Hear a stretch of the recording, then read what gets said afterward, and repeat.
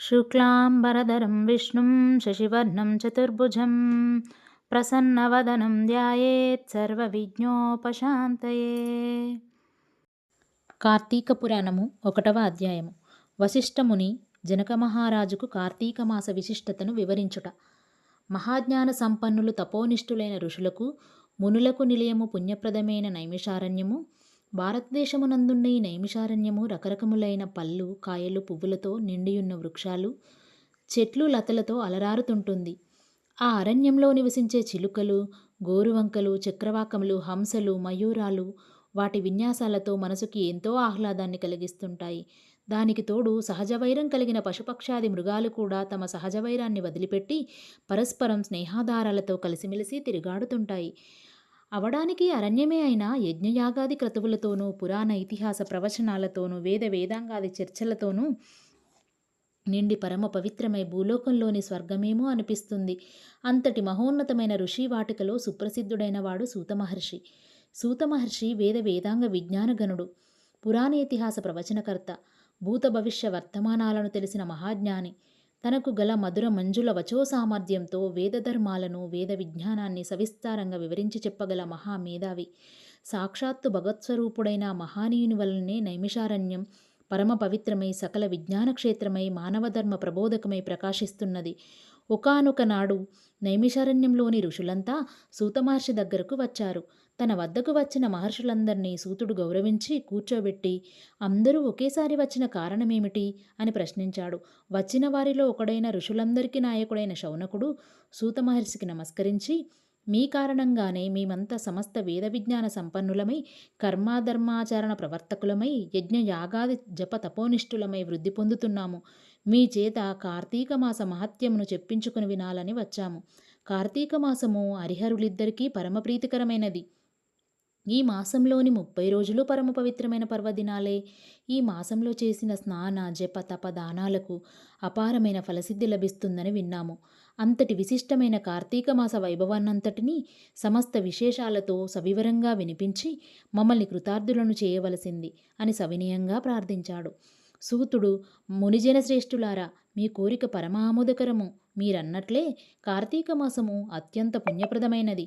ఈ మాసం కేవలం హరిహరులకు మాత్రమే కాదు, సమస్త దేవతలకు ప్రీతిపాత్రమైనది. ప్రతి మాసంలో ఏదో ఒక రోజు పర్వదినం ఉంటుంది. కానీ ఈ కార్తీక మాసంలో నెల రోజులు పర్వదినాలే. ఈ మాసం ధర్మకార్యాచరణలకు, నియమనిష్ఠులకు నిలయము. ఈ కార్తీక మాస మహత్యం విన్నవారికి పుణ్యగతులు లభిస్తాయి. ఈ మాసంలో కర్మసాక్షి అయిన సూర్యభగవానుడు తులారాశిలో సంచరిస్తుంటాడు. కనుకనే ఈ మాసంలో చేసిన పూజలు, వ్రతాలు, దాన ధర్మాలు, దీపారాధనలు, నక్తములు, ఉపవాసములు, పురాణ శ్రవణములు అనేక జన్మలలో చేసిన పాపాలను పరిహరింపజేసి పుణ్యగతులను ప్రసాదిస్తాయి. అభీష్టసిద్ధి లభించి జీవితం సుఖమయమై సాగిపోతుంటుంది. ఇహపరాలలో ఉత్తములే వర్ధిల్లుతారు. మానవ శ్రేయోభిలాషులై తరించే మీకు ఈ పురాణాన్ని వినిపించడం వలన నేను ఉత్తమగతిని పొందుతాను అన్నాడు. వశిష్ఠ మహాముని జనక మహారాజుకు కార్తీక పురాణం చెప్పుట. మహామునులారా, ఈ కార్తీక పురాణమును గురించి స్కాంద పురాణంలో ఉంటుంది. దీనిని మొట్టమొదట పరమేశ్వరుడు పార్వతీదేవికి, శ్రీమన్నారాయణుడు శ్రీ మహాలక్ష్మికి, చతుర్ముఖుడు అనగా బ్రహ్మదేవుడు నారద మహర్షికి, నారదుడు వశిష్ఠ మహర్షికి, వశిష్ఠుడు జనక మహారాజుకి వివరంగా చెప్పారు. వశిష్ఠుని దయ వలన ఈ కార్తీక మాస మహత్యాన్ని వినే అదృష్టం నాకు కలిగింది. నేను విన్న ఆ విశిష్టమైన పురాణాన్ని మీకు వినిపిస్తాను. సావధాన మనస్కులై విని తరించండి. ఒకనాటి పవిత్ర దినాన వశిష్ఠ మహర్షి మిథిలా నగరానికి వచ్చి జనక మహారాజు దగ్గరకు వెళ్ళాడు. రాజర్షి అయిన జనకుడు వశిష్ఠ మహర్షికి సగౌరవంగా సముచిత మర్యాదలు చేసి, మీ రాకకు కారణమేమిటి అని అడిగాడు. అందుకు వశిష్ఠుడు, జనకరాజా, నేను సిద్ధాశ్రమంలో యాగం చేయాలని సంకల్పించిన యాగానికి నీ సహాయం అడుగుదామని వచ్చాను అన్నాడు. దానికి జనకుడు, మహర్షి, మీ యాగానికి కావలసిన ధనాన్ని, అనేక విధాలైన సంభారములనన్నింటినీ మీ కోరికను అనుసరించి మీకు సమర్పిస్తాను. నాకు నా సంపదలకు ఇంతకంటే గొప్ప ప్రయోజనం ఏముంటుంది అంటూ వినయంగా అంగీకరించాడు. మునిజన శ్రేష్ఠుడమైన ఓ వశిష్ఠ మహర్షి, నాకు చాలా కాలం నుండి ధర్మార్థ కామమోక్షప్రదాయకమైన సర్వపాపహరమైన కార్తీక మాస మహత్యాన్ని వినాలని కోరిక. కనుక నా యందనుగ్రహముంచి కార్తీక పురాణాన్ని వినిపించి నన్ను కృతార్థుడను చెయ్యమని ప్రార్థించాడు. విశ్వశ్రేయస్సును కోరుకునే వాళ్ళకి, భక్తిగల వారికి ఈ విధమైన కోరికలు కలుగుతుండడం సహజమే. కార్తీక మాసం 30 రోజులు పుణ్యప్రదానమైనవే. ఈ మాసంలో చేసే జపతపాలకి, స్నానదానాలకి, వ్రతాలకి అనంతమైన ఫలితం కలుగుతుంది అని ఈ మాసంలో ఆచరించవలసిన విధి విధానాల గురించి, ఈ మాస మహత్యాన్ని గురించి పద్మపురాణాలు 2 వివరంగా చెప్పాయి. ఈ కార్తీక మాసంలో సూర్యోదయ కాలానికి ముందుగా చేసే స్నానం పరమ పుణ్యప్రదం. ఈ మాసంలో గంగానది సమస్త నదీ జలాలలోనూ, కాలువలు, చెరువులు మొదలైన జలాశయాలన్నింటిలోనూ అంతర్లీనంగా ప్రవహిస్తుంటుంది. స్నానంతో పవిత్రులై పుణ్యప్రదమైన శరీరంతో చేసే దానధర్మాలు అనంతమైన ఫలితాన్నిస్తాయి.